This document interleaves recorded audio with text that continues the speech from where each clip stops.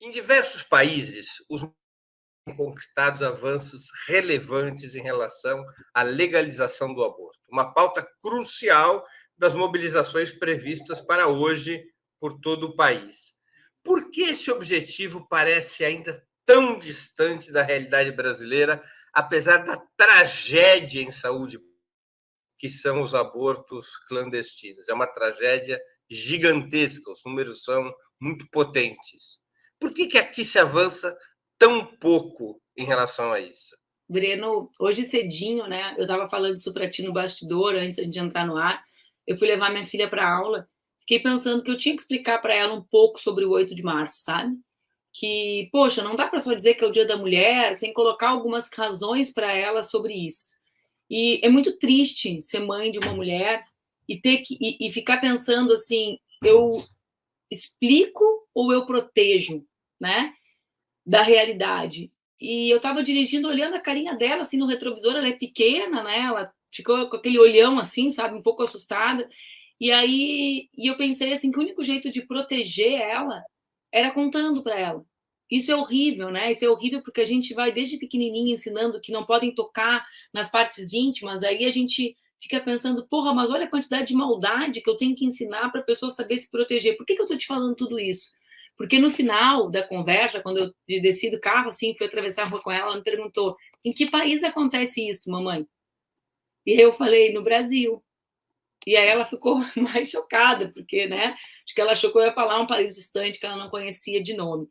O Brasil é um país que odeia as mulheres, Breno. E essa é a resposta para a tua pergunta.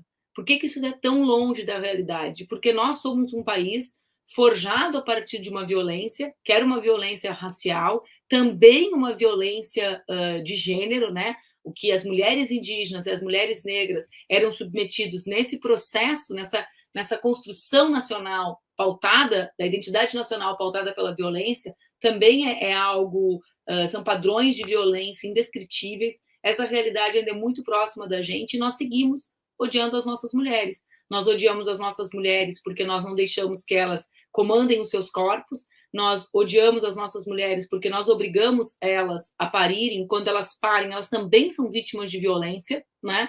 Nós odiamos as nossas mulheres porque depois que elas têm os seus filhos, né, e se encontram muitas vezes com pessoas que são profundamente amadas, como nós podemos amar as nossas crianças, nós não temos nenhum suporte para o cuidado dessas crianças. Metade das mulheres mães de 0 a 3 anos não consegue trabalhar porque não existe reconhecimento do Estado da necessidade de investimentos públicos nessa idade, né?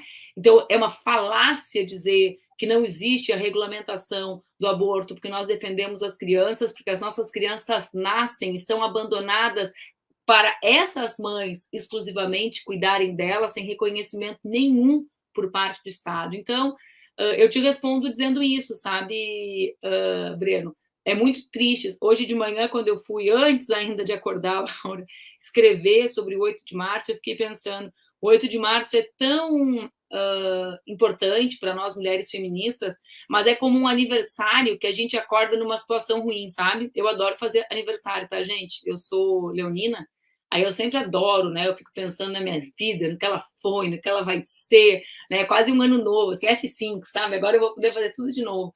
Só que tem vezes que a gente não tá bem no aniversário, né? E que aí a gente fica assim, mais um ano e não aconteceu isso, não aconteceu aquilo, não aconteceu aquilo outro. O 8 de março ele tem esse gosto para nós mulheres feministas de um aniversário amargo, sabe? Porque é a vida inteira a mesma coisa, sabe?